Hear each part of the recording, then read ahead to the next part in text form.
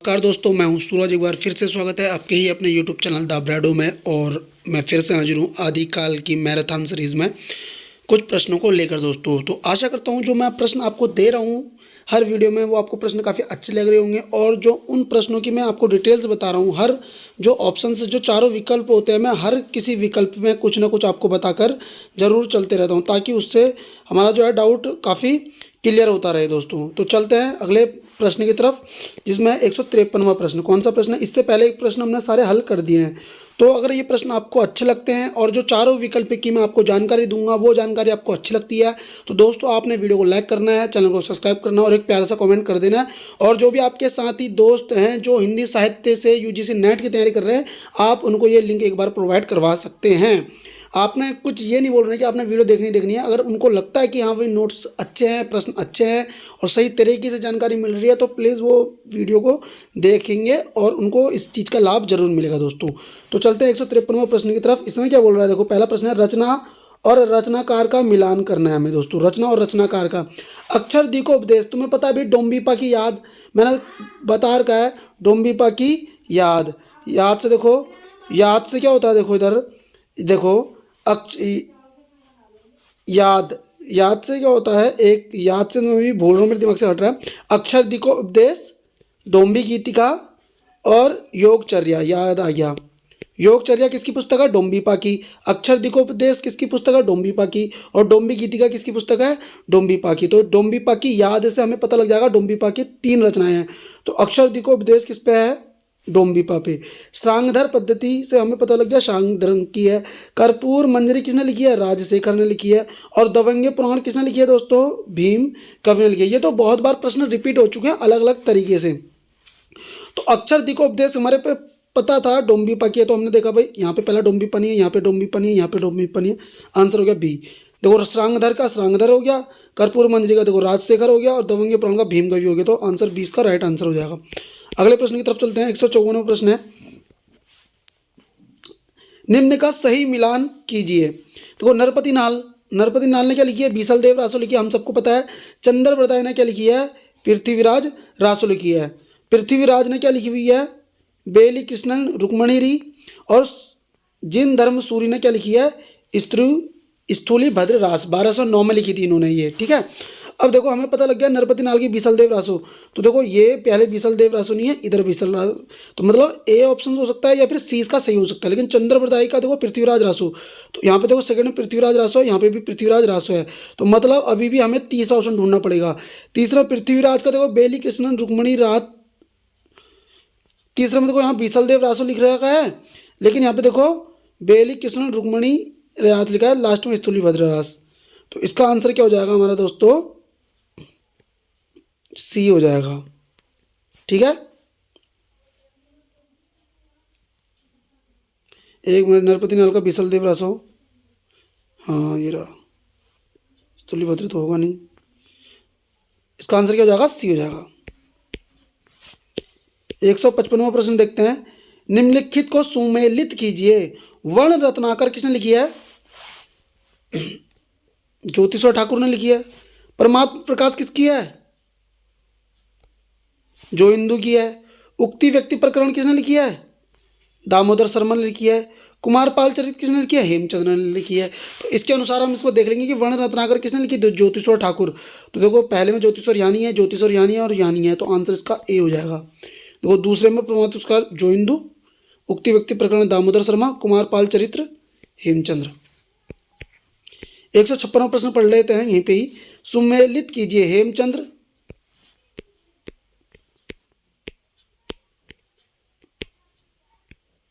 आशुक, चंद्रमाला राज, स्वयंभू का पवनचर्यु, मुनि।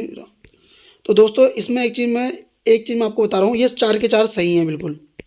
हेमचंद्र ने दो आश्रय लिखा है, आशुक ने चंद्रमाला रास लिखी है, स्वयंभू ने पवनचर्यु लिखी है, मुनि राम सिंह ने पावर दो, तो बिल्कुल सही है ये। तो इसका आंसर क्या हो जाएगा? चंद्रमाला रास पावर दो, इसका आंसर हो जाएगा ए।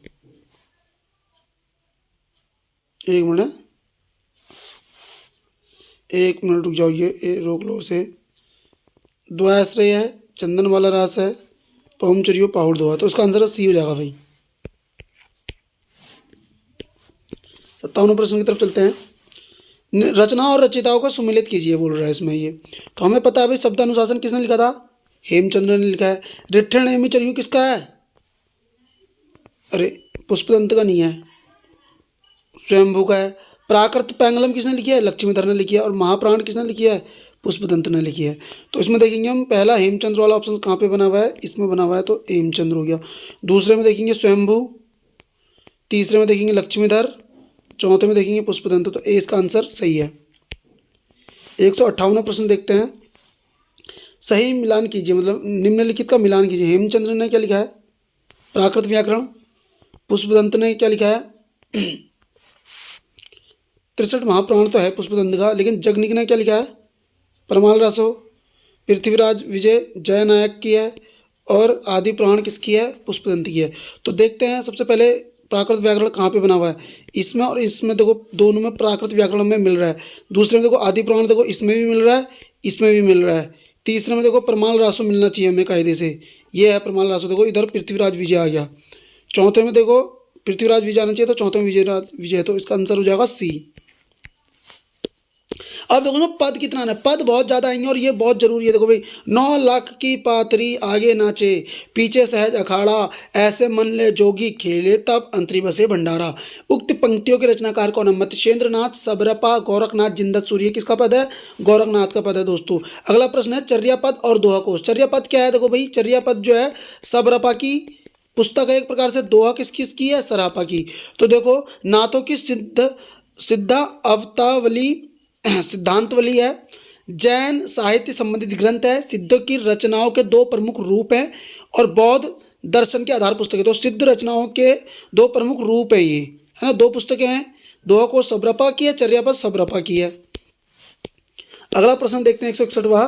नाद न बिंदु न रवि न शशि मंडल काव्य पंक्ति किस कवि की है। तो दोस्तों ये किसकी ये पुस्तक है ना, ये किसका पद है, सरापा का पद है। अगला प्रश्न आ रहा है, बहुत कठिन है डगर पनघट की, कैसे मैं घर लाऊं मधुआ से मटकी, पनिया भरन को मैं जो गई थी, दौड़ झपट मोरी मटकी पटकी। प्रस्तुत काव्य पंक्तियों के रचनाकार कौन है, भारतेंदु, हरिओद, अमीर खुसरो, रसखान। तो उसका आंसर क्या है, अमीर खुसरो। हालांकि ये और ये तो आदिकाल के हैं भी नहीं। अगला प्रश्न है, काका तरवर पंच विडाल चंचल चिये पियोटो काल। पंक्ति लेखक किसकी है, तो दोस्तों ये लुइपा की है। कुकरीपा, विरूपा, सरापा, ये लुइपा। तो मैंने बोला है कि जैसे देखो काका तरवर पंच विडाल है ना, मैं इस तरह को कैसे बोलता हूँ, काका तरवर पंच विडाल लुइपा करता बहुत बवाल। तो इस तरीके से मैंने याद रखा हुआ कि काका तरवर पंच विडाल लुइपा करता बहुत बवाल। इस तरीके से मैंने अपना एक राइमिंग के अनुसार मैंने लुइपा को ऐड कर दिया इसमें कि काका तरवर पंच विडाल लुइपा करता बहुत बवाल। तो मुझे पता है कि काका तरवर आएगा तो लुइपा आएगा। अगला आ रहा है, देसिल बहना सब जन मिठा ते तैसन जपो अवट्टा। ये पुस्तक, ये जो पद है किसका है, तो दोस्तों याद रखना ये विद्यापति की लाइन है। और याद रखना ये कीर्ति लता की बात है। ये अधिकतर ये पूछता है कि देसिल बहना सब जन मिठा ते तैसन जपो अवट्टा, ये जो पद है किस पुस्तक में बोला है, तो इसने बोला है इसको कीर्ति लता में बोला है। याद रखना विद्यापति ने। अगला प्रश्न है 165वां। जोई जोई पिंडे सोही ब्रह्मांडे, जोई जोई पिंडे सोही ब्रह्मांडे सिद्धांत के प्रवर्तक कौन थे, मच्छेंद्रनाथ, गोरखनाथ, सरापा, मणिभद्रपा।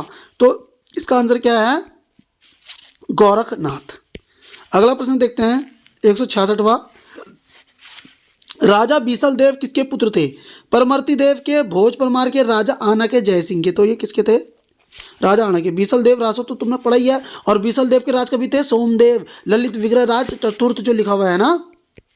अगला पढ़ते हैं 167वां प्रश्न है, निम्न पंक्तियों के आधार पर बताइए कि बीसल देव रासो का सर्वाधिक मार्मिक प्रसंग कौन सा है।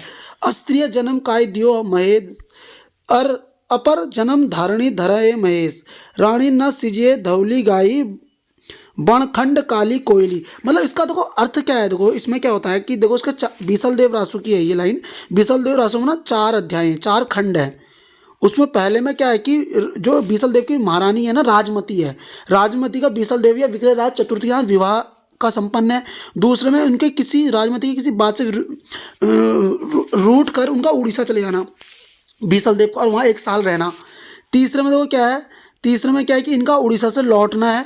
और चौथे में क्या है, इनको अपने घर लेके चले आना है। जो इनके राजमती के पिताजी है उसको अपने घर लेके चले जाते हैं, तब इसका उनके अपने घर जाना और उसको लेकर वापस अपने घर आ जाना, किसका, बीसल देव रासो को अपने ससुराल जाता है वो चौथे खंड में, और अपनी रानी को लेके फिर से घर आ जाता है। तो उसमें बोलिए अस्त्री मतलब स्त्री जन्म काय देव महेश, हे भगवान तुमने मुझे क्या है स्त्री जन्म क्यों दिया है ना। और रानी ना सीजे धौली गाय, मतलब वो ये बोल रही है कि रानी, ऐसा रानी वाला जीवन भी जी के क्या फायदा है ना, क्योंकि जिसका पति उसके पास नहीं है ना। और क्या बोलिए बनखंड कायली कोयली, कायली कोयली मतलब क्या, बनखंड काली कोयली का मतलब कहने का क्या मतलब, जो कायल कोयल होती है ना, काली कोयल, वो अपने पति के विरह में कहाँ कूँ कूँ जो कोयल करती है उसकी क्या जल के एक प्रकार से काली होगी, उसी तरीके से मेरी भी स्थिति बन चुकी है।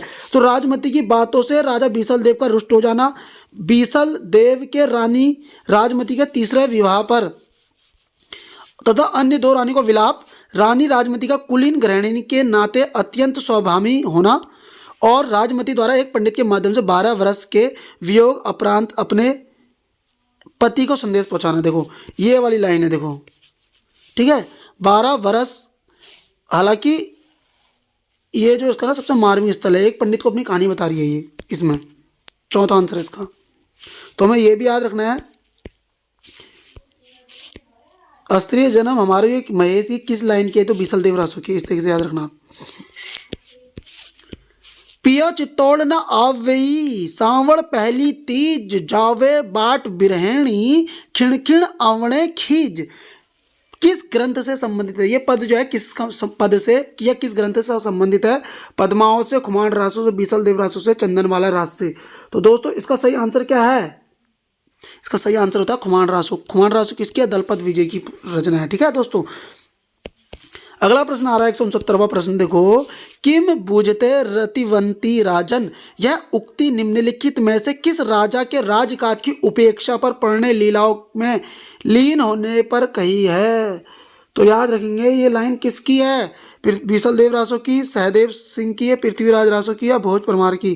तो इसका सही आंसर है पृथ्वीराज रासो की। बहुत ज़्यादा पूछा जाता है भाई, किम बूझते रतिवंती राजन, किम बूझते रतिवंती राजन, ये किसकी, पृथ्वीराज रासो की है, चंद्रप्रदाय ने लिखी थी ये। ठीक है, हिंदी का प्रथम महाकाव्य है, और पृथ्वीराज को हिंदी का प्रथम महाकाव्य और चंद्रप्रदाय को हिंदी का प्रथम महाकवि माना जाता है। 170वां 1272 मजारी जेठ वदी नवमी बुधवारी, किस रासो के रचना वर्ष की ओर संकेत करता है, ये करता है भाई बीसल देव, परमाल रासो, पृथ्वीराज रासो, विजयपाल रासो। ये देखो नाल 1272 मतलब कि 1272 को पता क्या बोल रहा है, 1212 मतलब संवत, संवत बोलो तो 1155 मतलब पृथ्वीराज का जो समय है, बीसल देव रासो का समय है 1155 ईस्वी है, 1272 का मतलब था 1212 संवत। अब देखो अगला प्रश्न है, मनु कला शशि भान कला 1600 बनिया, पंक्ति किस रासो ग्रंथ से संबंधित, आलाखंड से, आलाखंड बोले तो परमाल रासो, हम्मीर रासो, पृथ्वीराज रासो, इनमें से कोई नहीं। तो उसका आंसर क्या है, पृथ्वीराज रासो। मनु कला शशिभान कला 1600 बनिया। अब आया अगला प्रश्न है, तरवर से एक तरिया उतरी उतनी बहुत रिझाया, बाप का नाम उसने नाम, सॉरी ये गड़बड़ हो गया, तरवर से एक तिरिया उतरी उतनी बहुत रिझाया, बाप का उसने नाम जो पूछा आधा नाम बताया। पंक्ति किस कवि की, हरिश्चंद्र की, खुसरो की, चंद कवि की या किसी की, नहीं ये खुसरो की है दोस्तों। अगला प्रश्न है, गोरी सोवे सेंज पर, गोरी सोवे सेंज पर मुख पर डारे केस, चल खुसरो घर आपने रैन भई चहुदेश। पंक्तियां खुसरो के किसने परलोक गमन पर कहा था, मतलब कि खुसरो के जो अमीर खुसरो के गुरु थे ना, उनका परलोक उनकी मतलब देहांत पर यह पद लिखा था। तो आपको पता होना चाहिए कि जो अपने खुसरो उनके गुरु के नाम क्या है, सैफुद्दीन महमूद गौरी मुइन चिश्ती निजामुद्दीन औलिया। तो उनके गुरु का नाम क्या था, निजामुद्दीन औलिया। अगला प्रश्न है, वजिया घोर निशान रान चौहान चहुदिसी, पंक्ति किसे, चौहान आ गया पृथ्वीराज चौहान, तो हमें खुद ही पता चल गया पृथ्वीराज रासो का पद है। अगला प्रश्न है 175 की तरफ चलते हैं, 12 बरस ला कूकर जीवे और 13 लो जिए सियार। अच्छा ये पद वही तो है, अरे ये उसका है, तो 12 बरस ले कूकर जीवे 13 ले जिए सियार, 18 क्षत्रिय जी ऐसे कुछ आगे जीवन को धिक्कार, इस तरीके से एक लाइन है ये। नल सिंह की है, चंद्रप्रदाय की, जगनिक की है या नरपति नाल की, ये है जगनिक की है। परमाल रासों में बात बोली गई है, किसमें बोली गई है? आला खंड में। क्या वो आला और उदल नामक दो जो सैनिक थे उनके बारे में बोला गया था कि 12 बरस ले कुकर जिए, 12 बरस तक कुत्ता जीता है, मतलब 13 ले जीता है सियार, और क्षत्रिय जिए कुछ साल, 14 या 18 साल तक क्षत्रिय जीता, आगे जीवन को जीना धिक्कार, इस तरीके से बोला गया है। 176 में बोला है जो जिण शासन भासी यऊ भापी, एक मिनट है, जो जिण शासन भापी यऊ सोमई कहियऊ सारू के रचनाकार कौन है? हेमचंद्र देवसेन, चंद्रप्रदाई या स्वयंभू, ये देवसेन ने लिखी थी, और ये लाइन आई थिंक उसकी में श्रावकाचार में लिखी गई है। 100 जाहि मन पवन न संच रही, रवि शशि नाही पवेश, ताही बट चित विषाम करूं, सरहे कहीं उवेश। ये लाइन किसकी है? लुईपा की, कणापा की, कुकरीपा की, सरापा की। तो दोस्तों ये सरापा की लाइन है।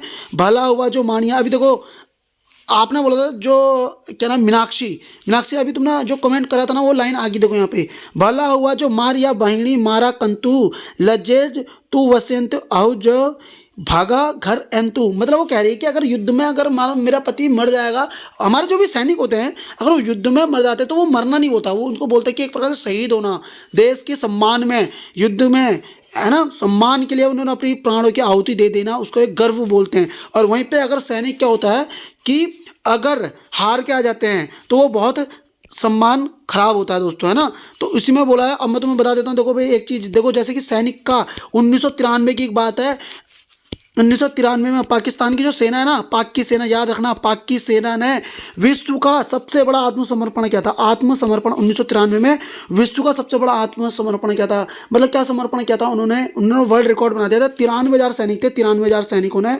क्या बोला था, युद्ध लड़ने से पहले अपने हथियार डाल दिए थे। तो इनका भी एक वर्ल्ड रिकॉर्ड है, याद रखना, 1993 का, कि विश्व की कौन सी ऐसी देश की जनसेना थी कि जिन्होंने आत्मसमर्पण करना था लड़ने से पहले। तो वही चीज़ एक सम्मान। अब ये लड़ते मर जाते शहीद हो जाते तो एक अलग बात होती है, लेकिन इन्होंने क्या कर दिया, आत्मसमर्पण कर दिया कि हम नहीं लड़ रहे जी, हम हार गए। तो एक क्या होता है कि पूरा टैग लग जाता है थोड़ा सा। तो वही चीज़ बोली कि अगर हमारा जो पति है वो युद्धों में मर जाए, शहीद हो जाए, चलेगा, लेकिन अगर घर बाहर के आएगा तो मैं खुद को खुद से कैसे देख पाऊंगी, अपनी नज़रों में खुद ही गिर जाऊंगी कि मैं ऐसे इंसान की पत्नी हूँ। एक नार, प्रश्न देखो अगला है, एक नार ने अचरज किया, सांप मारी पिंजरे में दिया। तो ये चंद कवि, ये किसकी, अमीर खुसरो की है, और ये दीपक के लिए बोली थी बात। किसके लिए बोली है? दीपक के लिए। रघुनाथ चरित हनुमंत कृत भूप भोज उद्धरीश जिमी, पंक्ति किस ग्रंथ से ली गई है? प्रमाल रासों से, पृथ्वीराज रासों से, बीसल देव रासों से, रामचरितमानस से। तो ये पृथ्वीराज रासों की है, ठीक है। राम का वर्णन भी मिलता है इसमें। असंगत का चयन कीजिए। अपभ्रंश व्याकरण जो इंदु ने लिखा है, पौमचर्यु स्वयंभू ने लिखा है, पाउडदोआ मुनि राम सिंह का है, प्राकृत पेंगला नक्षीधर का। असंगत कौन सा है? अपभ्रंश व्याकरण, क्योंकि अपभ्रंश व्याकरण लिखा था दोस्तों हेमचंद्र ने। और जो इंदु ने दो चीज़ें लिखी हुई हैं। क्या लिखी हुई है? जो इंदु ने दो चीज़ें लिखी है। एक लिखी है योग सार, कौन सी पुस्तक लिखी है? योग सार लिखी है। एक लिखी है परमात्म प्रकाश। परमात्म प्रकाश किसकी पुस्तक है? जो इंदु की पुस्तक है। योगसार किसकी पुस्तक है? जो इंदु की पुस्तक है। अपभ्रंश व्याकरण हेमचंद्र के, इसीलिए हेमचंद्र को अपभ्रंश का पाणिनि भी बोलते हैं, ठीक है। 182वां प्रश्न देखते हैं। देखो 182वां प्रश्न बोल रहा है असंगत का चयन करो। किसका चयन करना है दोस्तों? ये बार बार मेरा गड़बड़ हो जा रहा है। असंगत का चयन करो। पुष्पदंत का जसहर चरियों, स्वयंभू का रिट्ठनेमि चरियों, और मधुकर कवि का जयचंद्र प्रकाश जिंदत सूरी का उपदेश रसायन रास। तो दोस्तों पुष्पदंत ने जसहर चरियों लिखा है, स्वयंभू ने रिट्ठनेमि चरियों लिखा है, मधुकर कवि ने जयचंद्र प्रकाश ने लिखा है। जयचंद्र प्रकाश नहीं लिखा है, मधुकर कवि ने लिखा है। जय मयंक जस चंद्रिका, जय मयंक जस चंद्रिका लिखा था मधुकर कवि ने। और जयचंद्र प्रकाश किसने लिखा है? जयचंद्र प्रकाश लिखा है भट्ट केदार ने। किसने लिखा है दोस्तों? भट्ट केदार ने लिखा हुआ है। अगला प्रश्न है 183वां प्रश्न। देखो असंगत का चयन करो। किसका दोस्तों? परमाल रासो जगनिक, कुमार रासो दलपत विजय, संदेश रासक अब्दुल रहमान, कुमार पाल प्रतिभो ज्योतिश्वर ठाकुर। तो इसका आंसर गलत क्या है? ये है, क्योंकि कुमारपाल प्रतिबोध लिखा है सोम परब सूरी ने लिखा है दोस्तों। किसने लिखा है? सोम परब सूरी ने लिखा है। और ज्योतिश्वर ठाकुर की रचना क्या है? वर्ण रत्नाकर है दोस्तों। कौन सी रचना है? मैथिली रचना है। वर्ण रत्नाकर 14वीं सदी में लिखी थी मैथिली में, जिसमें 84 सिद्धों का नाम सबसे पहले दिया गया है दोस्तों। ठीक है, आगे बढ़ते हैं। असंगत कौन सा है? देखो, रेवंत गिरिराज 1231 की रचना है। कब की रचना है? देखो दोस्तों, 1231 में लिखी है विजय सेन सूरी ने। चर्यापद किसकी है? सरापा की है चर्यापद। जय चंद्र प्रकाश भट्ट केदार की। अभी बता के आया हूं जयचंद्र प्रकाश, पिछले प्रश्न में जयचंद्र प्रकाश भट्ट केदार की है। रणमल चंद्र श्रीधर की है। इसमें 70 छंद है दोस्तों, याद रखना।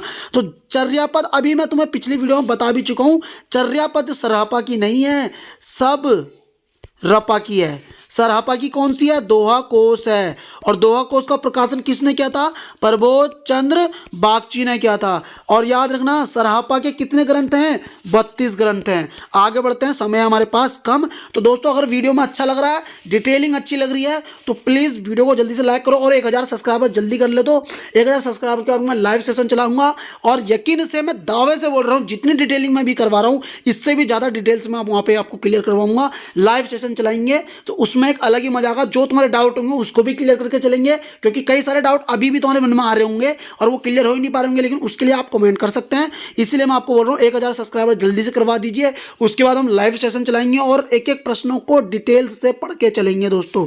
तो चलते हैं अगले प्रश्न की तरफ। 185वां प्रश्न है, आदिकाल को अत्यधिक व्याघातों का युग, आदिकाल को अत्यधिक विरोधों और व्याघातों का युग किसने कहा था? और आदिकाल को अनिर्दिष्ट लोक प्रवृत्ति का युग किसने कहा था दोस्तों? देखो, रामचंद्र शुक्ल का जो हम आदिकाल पढ़ते हैं ना, उसमें 4 प्रकरण बने हुए हैं शुरू में ही। आदिकाल के अंतर्गत 4 प्रकरण। तो जो उसका पहला प्रकरण है ना, उसी में रामचंद्र शुक्ल ने एक बात बोली थी कि आदिकाल अनिर्दिष्ट लोक प्रवृत्ति का युग है ना। जैसा बड़ा चावल ही बड़े लोगों के खाने योग्य समझा जाता है, एक लाइन ऐसी आती है, उसमें प्रकरण 4 बोला गया है। वैसे ही रामचंद्र शुक्ल ने आदिकाल को अनिर्दिष्ट लोक प्रवृत्ति का युग बोला था। यह भी प्रकरण पहले का कथन है। लेकिन यहाँ पे प्रश्न क्या बना है? आदिकाल को अत्यधिक विरोधों और व्याघातों का युग कहने वाले इतिहास कौन कौन थे? हजारी प्रसाद द्विवेदी। और हजारी प्रसाद द्विवेदी का जन्म कब हुआ था दोस्तों? 1907 में हुआ था। रामकुमार वर्मा का 1905 में हुआ है। अगला है, पृथ्वीराज रासो के कितने संस्करण प्राप्त होते हैं? कितने संस्करण प्राप्त होते हैं दोस्तों? 4 प्रकरण प्राप्त होते हैं। और सबसे बड़ा प्रकरण इनका बीकानेर में है दोस्तों, याद रखना। किसमें है? बीकानेर में, जिसमें कितने 69 सर्ग हैं। 69 सर्ग हैं, 16,300 कुछ क्या है उसमें छंद है। मैं 1 मिनट बता देता हूँ आपको, 1 मिनट लगेगा। अगर मैं तुम्हें बताना ही हो तो मुझे यहाँ पे देखना ही पड़ेगा अपने उसमें, क्योंकि मुझे जहाँ तक उम्मीद है 1 मिनट में फ़ोन देवसेन हो गया हमारा, मैं आपको ये बता ही दूँ। इसका 1 मिनट हमें देख लेते हैं। पृथ्वीराज रासो, इसमें 69 से 1 मिनट, हाँ, वृद्ध रूपांतरण में देखो 69 सर्ग है, 16,300 छंद है। मैं तुम्हें यही बता रहा था। और ये अभी बीकानेर में नहीं है, ये सबसे बड़ी वाली जो है ना, उदयपुर संग्रहालय में है। सॉरी, जो दूसरे नंबर की है ना, अबोहर बीकानेर दूसरे नंबर की है, वो है बीकानेर में, जिसमें 7,000 छंद हैं। और जो लघु रूपांतरण है तीसरे नंबर पे ना, उसमें 19 तो समय सर्ग है और 3500 छंद हैं। और जो लघुत्तम रूपांतरण, जो चौथा सबसे छोटा रूपांतरण है, उसमें 1300 छंद है दोस्तों। तो याद रहेगा, 16,000 छंद सबसे बड़े वाले में, सेकेंड वाले में 7,000, तीसरे वाले में 3500 और चौथे वाले में 1300, है ना। अगला प्रश्न बनाते हैं हम। इसमें बीसल देव रासो, अरे 1 मिनट है, ये प्रश्न हमारा स्किप हो गया। 188वां बीसल देव रासो का 12 मासा जो विरह वर्णन है, 12 मासा किस मास से प्रारंभ होता है? आषाढ़। बहुत बड़ा प्रश्न है। देखो भाई, आषाढ़ से, वैशाख से, श्रावण से, कार्तिक से। तो कहाँ से होता है बीसल देव रासो? बीसल देव रासो शुरुआत होता है कार्तिक से। और बीसल देव रासो की रचना नरपति नाल ने कब की है? देखो, संवत 1212, संवत 1252, संवत 1213 और संवत 1155। देखो, एक चीज मैंने क्या बोला था, नाल रसायन बीसल देव रासो में देखा था, उसमें एक लाइन आई थी 1272 जेठी बौधी बुधवारी, है ना, नाल रसायन, इस तरीके से एक लाइन आई थी, नहीं आई थी? अभी हमने पढ़ के चले थे हम कि उसमें क्या आया था, जब 1212 आया था, 1200 नाल रसायन 1272, इस तरीके से एक लाइन आई थी। मैं आपको बता देता हूँ इसमें कि 1 मिनट लगेगा हमें। इसमें देखो क्या बोला, 1272 मझारी जेठी जेठ बदी नवमी बुधवारी, नाल रसायन आरंभे, शारदा टूटी ब्रह्म कुमारी। तो 1272 को मैंने अभी तुम्हें बता के आया था दोस्तों कि 1272 का मतलब होता है 1212 संवत, और सन अगर देगा तो वो देगा 1155। लेकिन देखो यहाँ पे 1155 भी दिया है ऑप्शन में और 1212 भी दिया है। इधर देखो, इसमें जरा ध्यान देना दोस्तों, 1155 भी दिया है और 1212 भी। लेकिन जब 1155 डालेगा तो इसको डालेगा ईस्वी में, लेकिन यहाँ पे ईस्वी नहीं संवत डाला, तो ये गलत हो गया, संवत 1212। अगला प्रश्न आ रहा है, चंद्रबरदाई कृत हिंदी का प्रथम महाकाव्य क्या है? ये तो बेसिक क्वेश्चन है। पृथ्वीराज रासो। गिरियर्सन के अनुसार आदिकाल की अवधि क्या मानी जाती है? 700 से 1400 ईस्वी मानी जाती है। तो बेसिक क्वेश्चन है हमारा, इसमें समय नहीं लगाएंगे हम। 52वां 192 प्रश्न, राम कुमार वर्मा ने संधि काल के अंतर्गत किस साहित्य का विवेचन किया? नाथ साहित्य का, लौकिक साहित्य का, जैन साहित्य का, सिद्ध और जैन साहित्य का। तो दोस्तों सिद्ध और जैन का किया था उसने। 193 प्रश्न है, किस विद्वान ने अपने इतिहास ग्रंथ में अपभ्रंश साहित्य, बहुत बड़ा प्रश्न आ रहा है, किस विद्वान ने अपने इतिहास ग्रंथ में अपभ्रंश साहित्य को हिंदी साहित्य से अलग मानकर उसे पूर्व पीठिका के रूप में सम्मिलित किया था? मतलब अपभ्रंश साहित्य को ना हिंदी साहित्य से अलग माना और उसे पूर्व पीठिका, मतलब पहले ही उसे लिख दिया था। राम कुमार वर्मा ने, रामचंद्र शुक्ल ने, मिश्र बंधु ने, शिव सिंह सेंगर ने। तो दोस्तों आचार्य रामचंद्र शुक्ल ने। गोरखनाथ के गुरु का नाम क्या था दोस्तों? गोरखनाथ के गुरु का नाम क्या था? मत्स्येंद्र नाथ। और मत्स्येंद्र नाथ का ही नाम क्या था? वास्तविक नाम विष्णु शर्मा। नाम क्या था वास्तविक? विष्णु शर्मा। और मत्स्येंद्र नाथ का उपासना या भक्ति नाम क्या था? पिपलीश देव। क्या नाम था दोस्तों? पिपलीश देव। अभी हम पिछली वीडियो में इस चीज़ों को पढ़ के आए हैं और मैं हर प्रश्न में पूरी डिटेलिंग आपको बताते रहता हूँ। सिद्धों से नाथ, जो नाथों की परंपरा को अलग करने वाले व्यक्ति थे वो कौन थे? देखो भाई, सिद्धों से नाथों को अलग करने वाले कौन थे? जलंधर। हालांकि सिद्धों से 84 सिद्धों से जो नाथों की परंपरा को शुरू किया था ना, वो गोरखनाथ ने किया था। नाथ संप्रदाय की शुरुआत किसने करी थी? गोरखनाथ ने करी थी दोस्तों। अब पढ़ते हैं अगला प्रश्न, निम्नलिखित रचनाओं को सही क्रम में बताओ। अब देखो इसका आंसर इन्होंने क्या बोला है ना, इसका आंसर इन्होंने बोला है बीसल देव रासो, जबकि ये आंसर गलत है कायदे से। हालांकि इसका आंसर होना चाहिए सही, ये खुमान रासो, बीसल देव रासो, पृथ्वीराज रासो या परमाल रासो। देखो भाई 9वीं सदी, 11वीं सदी, 12वीं सदी और परमाल रासो को 13वीं या 14वीं सदी जाती है। तो याद रखना 195 प्रश्न को आप कमेंट करके बताएंगे मुझे कि इसका आंसर आप क्या लगा के चल रहे हो। मैंने आपको बता दिया सी हिंदी में, ये इसका आंसर दिया हुआ है किताब में बी, लेकिन मैं बी को नहीं मानूंगा कहीं से कहीं तक, क्योंकि खुमान रासो का जो कार्यकाल बोला गया ना 9वीं सदी बोला है आचार्य रामचंद्र शुक्ल ने। अगला प्रश्न पढ़ते हैं, 196 प्रश्न है, पुस्तक जलहण हत दे चली गज्जन नरप काज, है ना। पुस्तक जलहण के हाथ में पुस्तक दे दी है किसने? पृथ्वीराज रासो के जो राइटर थे चंद्रबरदाई, क्योंकि चंद्रबरदाई के पुत्र का नाम क्या था? जलहण। और याद रखना पृथ्वीराज रासो को पूरा भी किसने किया था? जलहण ने किया था। शुरुआत करी थी चंद्रबरदाई ने और पूरा क्या था? जलहण ने, क्योंकि चंद्रबरदाई का पुत्र ही क्या था? जलहण था। अब अगला प्रश्न देखो क्या बोला, परमाल रासो का प्रकाशन वर्ष चार्ल्स इलियट ने जो कहाँ के थे? फर्रुखाबाद के, ये क्या तत्कालिक जिलाधीश थे वहाँ पे। ये तत्कालिक क्या थे? जिलाधीश थे। इन्होंने क्या करा था? परमाल रासो या आला खंड को क्या किया था? प्रकाशित किया था सबसे पहले कब? 1865 में, 1965 में, 1866 में, 1856 में। तो दोस्तों याद रखना 1865 में क्या था। 198 बोला आला का गायन का किया जाता। आला खंड जो है परमाल रासो जो है ग्रीष्म ऋतु में गाया जाता है। पद है ना ये, बसंत ऋतु में, शीत ऋतु में, बरसात ऋतु में। तो उसका सही आंसर क्या है दोस्तों? इसका सही आंसर होता है आपका बरसात ऋतु। अगला प्रश्न है, आला खंड के रचयिता जगनिक किस राजा के आश्रित थे? बहुत बड़ा प्रश्न आ गया। आला खंड के रचयिता जो जगनिक थे, परमाल रासो बोलो या आला खंड बोलो, इसके जो रचयिता है जगनिक, वो किस राजा के आश्रित कवि थे? पृथ्वीराज के, जयचंद के, परमर्ती देव के, जयसिंह के। तो परमर्ती देव के। और याद रखना आला खंड में 2 वीर सैनिकों का नाम है, एक का नाम है आला और एक का नाम है ऊदल, और आला से ही ये बना है आला खंड दोस्तों।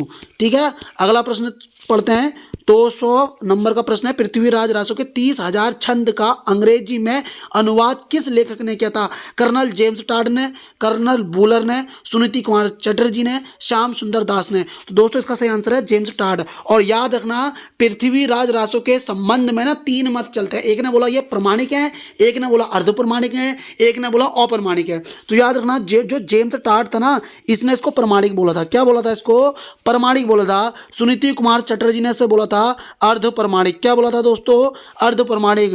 डॉक्टर बूलर ने इसको बोला था अप्रमाणिक और श्याम सुंदर दास ने बोला था प्रमाणिक। तो याद रखना श्याम सुंदर दास और कर्नल टाड ने इसको बोला प्रमाणिक रचना है, सुनीति कुमार चटर्जी ने बोला अर्ध प्रमाणिक है, डॉक्टर बूलर ने बोला अप्रमाणिक। और सबसे पहले इसको ना अप्रमाणिक भी इसने ही बोला था। इसका रीजन क्या था? इन्होंने देखो जय नायक की अभी आई थी, जय नायक ने एक रचना लिखी थी। मैं तुम्हें बता देता हूँ। जय नायक का एक पद आया था, माफ़ी चाहूँगा मैं थोड़ा पीछे जा रहा हूँ, वो मेरा प्रश्न हट रहा है दिमाग से। जय नायक ये ना तो पृथ्वीराज विजय, देखो इन्होंने क्या बोला था? जय नायक ने, ये पृथ्वीराज विजय जो कश्मीर का एक राइटर है जय नायक, इन्होंने क्या करा, जो चंद्रप्रदाई ने है पृथ्वीराज विजय जो पृथ्वीराज रासो जो लिखा है वो इसका कॉपी है पृथ्वीराज विजय का। तो पृथ्वीराज विजय किसने लिखी थी? जय नायक ने लिखी थी। इसी के आधार पर डॉक्टर बूलर जो थे इन्होंने इसको सबसे पहले क्या बोल दिया था? अप्रमाणिक घोषित कर दिया था। दोस्तों अगला प्रश्न है 102 नंबर का, 201 नंबर का, पृथ्वीराज रासो को अप्रमाणिक मानने वाले विद्वान कौन है? श्याम सुंदर दास ने इसको प्रमाणिक बोला था भाई साहब, है ना। कर्नल टाड ने इसको प्रमाणिक बोला था, मिश्र बंधु ने इसको प्रमाणिक बोला था। तो कौन बचे? चंद्रप्रदाई। तो चंद्रप्रदाई ने इसको क्या बोला था? अप्रमाणिक बोला था। अगला प्रश्न है कयमासवध, अरे क्या हो ये प्रश्न? कयमासवध किस रासो ग्रंथ का प्रसंग है? कयमासवध जो किस रासो का सबसे लंबा ग्रंथ ये है, ये रासो का एक भाग है, प्रसंग है। पृथ्वीराज रासो का, बीसलदेव रासो का, विजयपाल रासो का, परमाल रासो का। तो पृथ्वीराज रासो का। अगला प्रश्न है उक्ति व्यक्ति प्रकरण नामक व्याकरण ग्रंथ किसका है? दोस्तों उक्ति व्यक्ति प्रकरण ना ये दोस्तों 12वीं सदी का है। कब का है? 12वीं सदी का। और ये लिखा था दामोदर शर्मा ने। और मैं एक चीज बता दूं, इसमें ना बनारस के आसपास का उल्लेख था दोस्तों। किसका था? बनारस का। अगला प्रश्न है 204 नंबर का प्रश्न है। देखो क्या बोल रहा है, किस ग्रंथ में बनारस, अरे लो भाई लो बनारस और आसपास की संस्कृति, भाषा आदि पर अच्छा प्रकाश पड़ता था और उस युग के काव्य रूपों के संबंध में भी थोड़ी बहुत जानकारी मिलती है। अभी बता के आया हूँ ना मैं, उक्ति व्यक्ति प्रकरण दामोदर शर्मा और बनारस के आसपास। ये देखो ऑप्शन में मिल गया, देखो हमें उक्ति व्यक्ति प्रकरण। वर्ण रत्नाकर है नहीं, ज्योतिषवर ठाकुर का वर्ण रत्नाकर 14वीं सदी का है, राहुल वेल रोड़ा कवि का है, कीर्तिलता विद्यापति का 14वीं सदी का, राहुल वेल 10वीं सदी का, वर्ण रत्नाकर 14वीं सदी का। तो हमने इसको क्या कर दिया भैया, ये है आपका सही उत्तर। ठीक है, बनारस के उक्ति व्यक्ति प्रकरण किसका? दामोदर शर्मा का, 12वीं सदी की रचना है। 205वें नंबर पर प्रश्न देखो क्या बन रहा है दोस्तों, ये बन रहा है सबसे पहले चौपाई और दोहों की परंपरा का प्रयोग किसने किया था? सबसे पहले दोहा और चौपाई का कबीरदास ने, स्वयंभू ने, सरापा ने, जायसी ने। तो उसका आंसर सरापा। 206 नंबर का हजारी प्रसाद द्विवेदी ने रासो शब्द की उत्पत्ति किससे मानी है? रास से, रसायन से, राजस्यु से, रासक से। तो दोस्तों रासक से मानी थी, क्योंकि देखो रसायन से तो किसने बोली है? नाल रसायन पृथ्वीराज अपना रामचंद्र शुक्ल ने, राजस्यु से बोला था गारसादा तासी ने। दोस्तों अब बात करते हैं किस रासो ग्रंथ के अध्याय या खंडों का विभाजन समय के रूप में किया गया है? देखो समय, तो परमाल रासो, बीसलदेव रासो, हम्मीर रासो, पृथ्वीराज रासो। इधर याद रखना जो रासो ग्रंथ थे उसके अंतर्गत सबसे ज़्यादा छंदों का प्रयोग भी पृथ्वीराज रासो में होता। 68 प्रकार के छंद थे उसमें, है ना। लेकिन इसमें बोला प्रकार, जो खंड थे ना उसमें खंड थे 69 खंड थे। 69 समय को समय सर्ग बोला था, उन अध्याय को समय सर्ग को क्या बोला है? समय बोला है। देखो याद रखना उसको क्या बोला है? समय बोला है। बोध गान और दोहा किसकी रचनाओं का संग्रह है? दोस्तों याद रखना सिद्धों की, नाथों की, जैनों की, संतों की। तो बोध गान और दोहा किसकी है? सिद्धों की है। तो आशा करता हूँ ये प्रश्न आपको अच्छे लगे होंगे। ये प्रश्न आपको अच्छे लगे हैं तो प्लीज़ वीडियो को लाइक करेंगे, चैनल को सब्सक्राइब करेंगे। मिलते हैं नेक्स्ट वीडियो में। Thank you.